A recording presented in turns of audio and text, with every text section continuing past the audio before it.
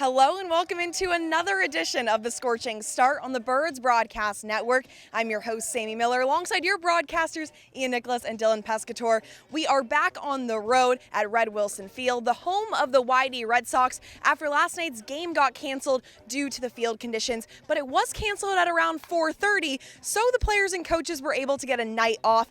Ian, how beneficial is it for this team with a few tough road games ahead? Oh, it's super beneficial. I mean, obviously for pitching, it helps just to get the guys another day of extra rest. But again, it's a long summer. These guys are really going to have to invest in each other and realize that if they want to win games here, they have to like each other. I think this group already loves each other. But it's just another day to realize, look, we're out on Cape Cod. The day actually ended up being a really great day outside. So I'm sure they had a really good opportunity to go out and about and enjoy what the Cape has to offer. And I'm sure a little bit of a mental break after a tight but strong loss against Harwich is not going to hurt.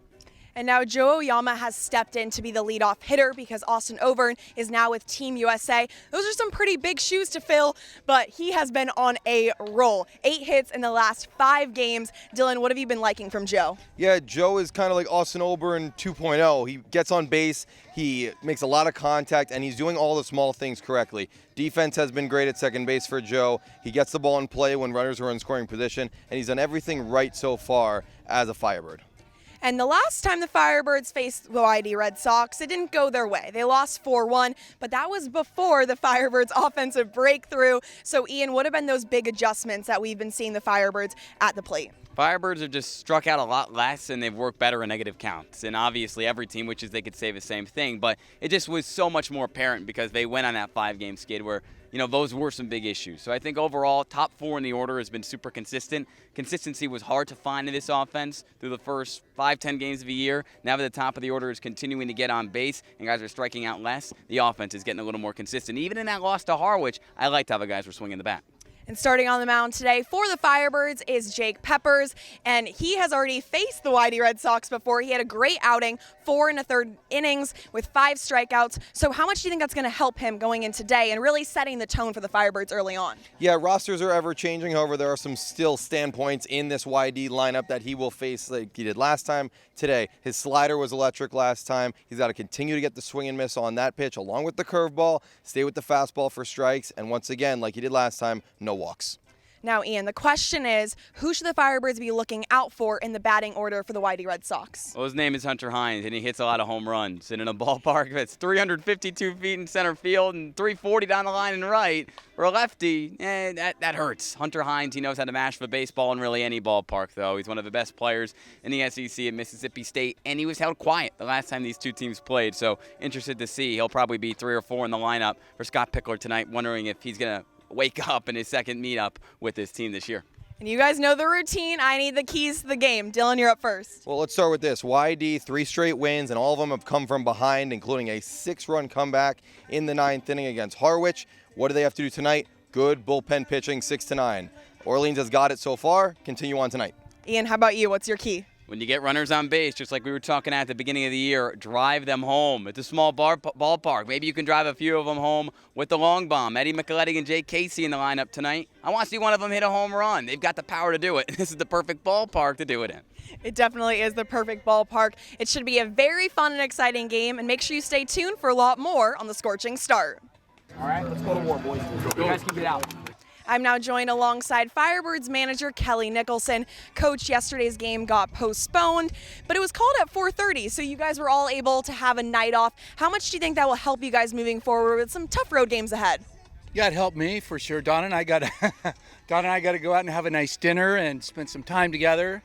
So that was nice. But I talked to the guys today, and they had a good evening. I think a lot of them hung out together. They went to the beach. One of the host families fed them. So I think they enjoyed it. I'm sure some of them watch the College World Series. So I think anytime you can get a night off on the Cape, it's beneficial. And Joe Oyama has really been that offensive spark plug for you guys. What characteristics really stand out to you about him? Well, when Joe's on the field, he's a pretty dynamic player, right? He impacts the game on both sides of the ball. He can bunt, he can run, he can defend. He's got sneaky pop. He's fun to watch. The thing I really like about Joe is he's so respectful to the game and to everybody that he comes in contact with. In fact, I'm going to have him speak to our team during one of our mind-up sessions about what it's like to play baseball in Japan. And I think it's going to be fascinating I'm anxious to learn from him, and I'm sure it's going to be pretty eye-opening to our players. It really is incredible. All walks of life onto one team for a summer. There's really nothing like it. And another part of the game that seems to be getting more aggressive is your base running. Do you think that's been a point of emphasis for the team? I think so. It was really a point of emphasis when we had the fastest guy in baseball here in Austin Overn. But hey, we have some guys that can run a little bit and that are instinctual and good base runners. Hey, obviously Joe can really run, and we want him to run. And I tell you daily, as long as we run the bases mindfully and not recklessly, that's a good thing. And today on the mound, starting for you guys, is Jake Peppers. Last time he faced the Red Sox, very good outing. 4 1/3 innings, 5 strikeouts. What does he need to replicate today? 4 1/3 innings and five or six strikeouts. Hey, he's good, right? The fastball's good. It's a live arm. It should be, 93 to 95, maybe touch a 6 or a 7. He's got a good slider.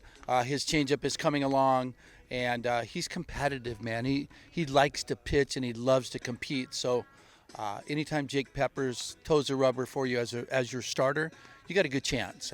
At least that's the way we feel. I love it. Well, thank you so much. Good luck tonight, Coach. Of course. Thank you, Sammy. Hey, set the tone, boys.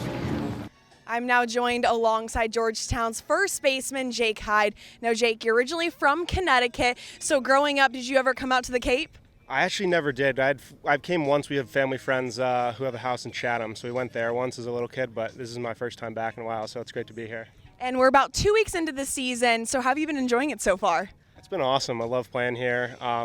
Every part of the Cape's super nice. I love the guys on the team, the coaches. It's just a great environment to play in, so I really enjoyed it so far. And you come from a pretty athletic family. Your mom was on the Harvard track and field team, then dad played baseball at Georgetown. So were you trying to almost follow in your dad's footsteps playing at Georgetown too? Yeah, it's nice. It's nice to be able to go there and have my dad there before me. So that's kind of a nice thing, and it was definitely something I wanted to do when I was looking at schools coming out of high school. So it's been nice to go to Georgetown just like he did. And how special is that relationship? How do you think he's really helped shape not only the person but the player you are today? Yeah, I mean, he's done everything for me in baseball. Both my parents have, spent countless hours taking me to tournaments when I was a kid and practicing with me. My dad was a pitcher, but he ended up throwing a lot of BP to me and stuff like that, playing wiffle ball in the yard. So just everything they've done for me has been, couldn't have gotten here without them, so I'm very appreciative for what they've done. And whenever I see you out on this field, you always have such great energy, a smile on your face. How important is it for you to really be a true team player out there for your guys? Yeah, I mean, you always got to be a team player. Everyone here does a great job of playing as a team, and if you're not getting it done on the field, you might as well be a good teammate. So that's kind of what I've tried to do until I can start getting the bat going and then do both. So it's fun to be out here. It's a privilege to be here. So you just gotta enjoy it while you can. And you had an amazing season at Georgetown, made the All-Big East second team. So is there any special memories that kind of stand out to you from the season? This year for us, we won our first conference tournament game, which was big for us. So just winning that was cool. The Big East does a great job at Prasco Park. They do their conference tournament there, and it's a great atmosphere. So just playing there, winning that game was cool. And hopefully just, build on that in the future, and the program will get better. And it's not all too often that you're able to play summer ball with a college ball teammate, but you have Owen Carpellotti here. So how awesome is it to really have that familiar face? Yeah, it's great, especially right when we got here. It was nice to have someone who, I've known now for 2 years and have played with. So we both know each other and we help each other here on our swings and stuff. So it's been great having him here, and then made it a lot easier to get to know all the other guys. So it's nice to have him here. It's always special when you can play with a teammate from school in summer ball. It makes it a lot of fun. And college ball is a lot different than summer ball. So what types of adjustments have you been having to make? Yeah, it's wood bat, metal bat to wood bat is definitely an adjustment. And then I usually play right field at school, but I've been playing some first base here. So just doing that, kind of working on new things. adjusting to the pitchers that we face here. We face a lot of good arms, guys who have more velo and better breaking stuff. So just kind of trying to work on that and still working through some things definitely. But hopefully I feel like I can break through soon. I've been working a lot with the coaches and just kind of trying to adjust to the level of talent here. Everyone here you face is really good. So it's awesome to be here and like playing against guys like that.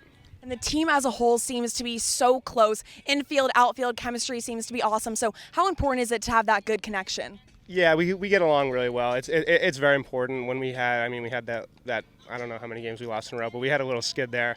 And it's just important for the team to stay together then. And all the guys, no one lost confidence. Everyone was still enjoying themselves and having fun playing baseball.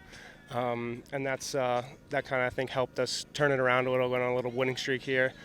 We just lost it 2 nights ago, but I think we can get it back just because everyone gets along so well and everyone's rooting for each other and everyone's willing to do whatever the team needs to win. So it's a good atmosphere, and any guy we have up, any pitcher we throw, I have 100% belief in them that they're going to get the job done. So it's a great team to play on. I really like it.